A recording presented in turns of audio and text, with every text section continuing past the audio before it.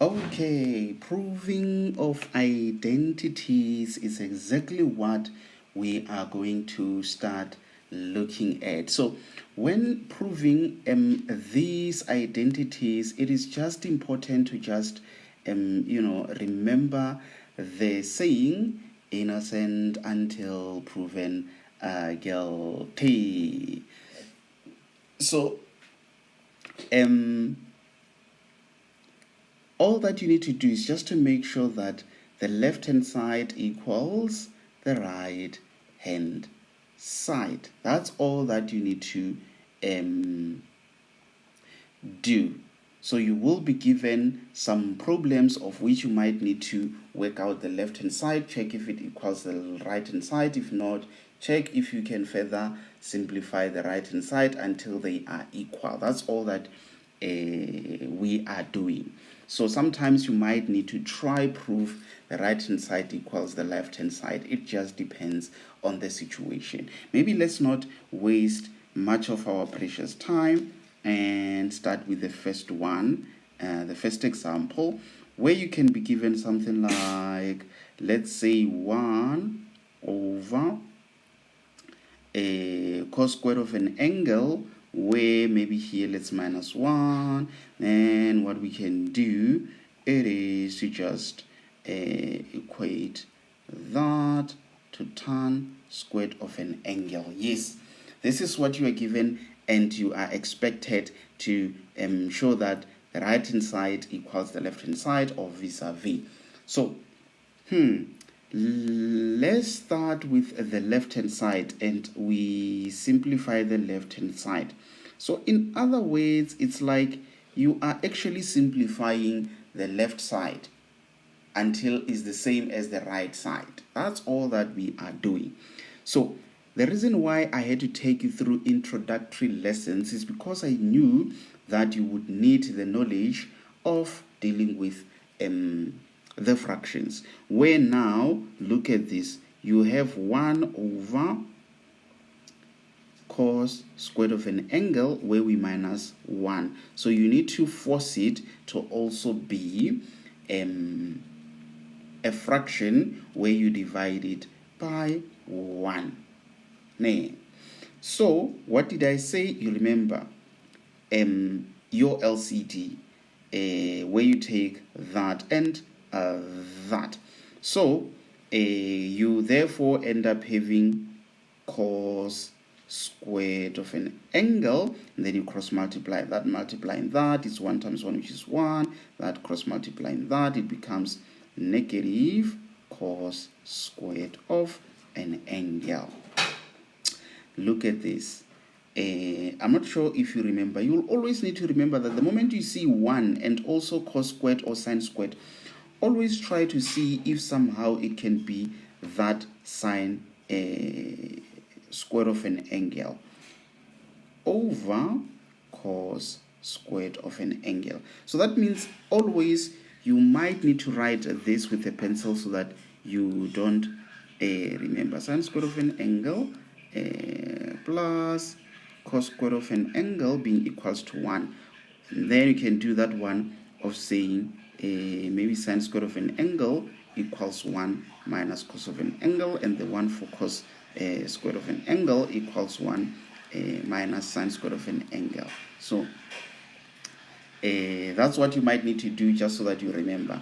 I'm pretty much sure that you can see that this thing, it is now indeed equals to tan squared of an angle bese uqedele, which means you are now done, and that's how you deal with it decisively. Maybe let's do another example, being example B. Maybe let me be fair and say, once you've done this, you will therefore indicate it, say therefore left hand side, it is indeed equals to the right hand side, because that indeed you managed to work it out until it is equals to that tan squared of an angle. So maybe let's do something not necessarily challenging, but let's add tan that to this one now. Cos angle, where we divide 1 plus sine of an angle. And we will say this thing is equals to cos of an angle. So you will need more knowledge of dealing with the fractions. And most importantly, you always look for tan if it is there, so that you can convert it to sine of an angle over cos of an angle. Or you look for that one of sine squared of an angle plus cos squared of an angle. That's where you will always look for. So now I'm definitely going to work with the left hand side and say the left hand side is what I'm actually going to simplify. Definitely tan, I will change it to this. And again, it's not like the way in which I'm doing it is the only way to work it out. There will definitely be many ways in which you can work it out, as long as you follow the correct procedure, and then you will definitely get to that. So what did I say? I said about the fractions, you just take this, you multiply it with that. So that means you already have cos of an angle that you are multiplying. Now it has to be in the brackets, because this thing, it goes as a package. It's two terms. Then you cross multiply. That cross multiplying with that, again in the brackets, 1 and that. You just follow the same thing, and then that cross multiplies with that. Luckily it's a plus there, and then it will definitely be cos of an angle, which is multiplying with a sine of an angle. I hope you can see what I've done there. So definitely this multiplying with that, this with that, and then you end up having sine of an angle plus definitely sine squared, because it is the same basis, and then you add the exponents. That's why the squared there. Definitely this one, it looks like it will just remain as it is, because there is nothing that you can do. It's like xy. So this is over. This multiplies with that, and again with that, end up having cos of an angle that you plus it with cos of an angle times sine of an angle. So you see the importance of remaining consistent when you are dealing with the multiplications. Make sure that alphabetically you always start with cos then sine. If you decide to start with sine and then cos after, still fine, as long as you will remember that some of them are the what are those?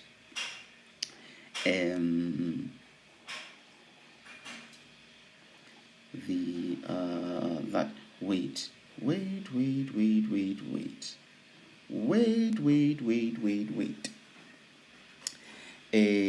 I definitely made a mistake which I will need to correct. I'm pretty much sure that you're wondering to say what happened now. So luckily I made this mistake. You will therefore realize that sometimes you can continue doing the correct thing, but if you make a mistake somewhere, then you're going to be in a big trouble. So can you see this? It's not supposed to be sine from that original problem that you were given. It's supposed to be cos. So it is for that reason that I will just if it's you, just cancel all of these and then start over.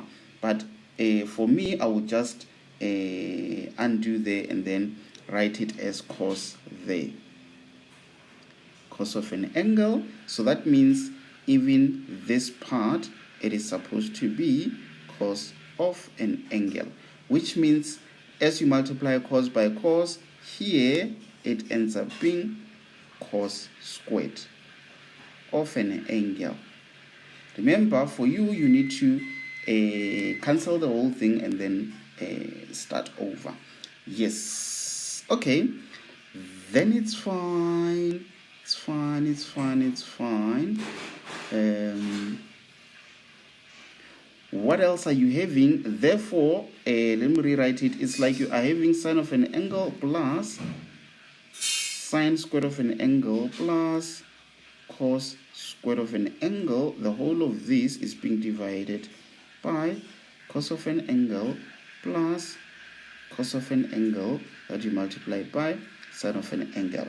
The reason why I'm happy that I made that mistake is because it proves that even if you know, honorable member, sometimes you will make a mistake. It's just a matter of, are you able to detect if you made a mistake, and again, can you be able to see where you made a mistake? For me, it's because during my first few steps, I can already see where something is going. And the moment I see that it's not going my way, then I know I must have made a mistake somewhere. Just like now, this is what you are seeing. You may not be able to see that it will definitely being equals to the right hand side. But for me, I can already see because I will look at it, I work it out in my mind. All that I'm doing is just to write. So now I'm a bit slow because I need to write and explain. But I already know where this is going. And if it changes direction, I can already see that, nope, something is wrong. So that's how I'm able to detect. But it's not something that you are gifted. You get to that stage when you do more and more of this type of problems. So now already this is 1. So we are not going to waste our time there. We'll say sine plus 1 over, let's take out a common factor. I've already taught you how to factorize. Then you have 1 that you plus it with what? With sine of an angle. Definitely, you see this thing, it cancels with the whole of that because it is exactly the same thing. So that means this 1 plus sine angle will cancel with sine plus 1, because sine angle plus 1, it is still the same as 1 plus sine of an angle. It may not be written in the same order, but that's what they use in order to try and confuse you. So you must just remember that sometimes those are some of the tricks that you need to be aware of, and you will therefore be able to realize that indeed this is the same. It's because 2 plus 3, it is still the same as 3 plus 2. So that will cancel with that, and then what remains is that 1 at the top after things have cancelled, and this will be over cos of an angle. Is it the same as the right hand side? Let's see. 1 over cos. Yes, 1 over cos, which is equals to that 1 over cos, which was on the right hand side. Therefore, indeed, the left hand side equals to the right hand side. Bese o tetele. So I'm definitely going to train you on different questions,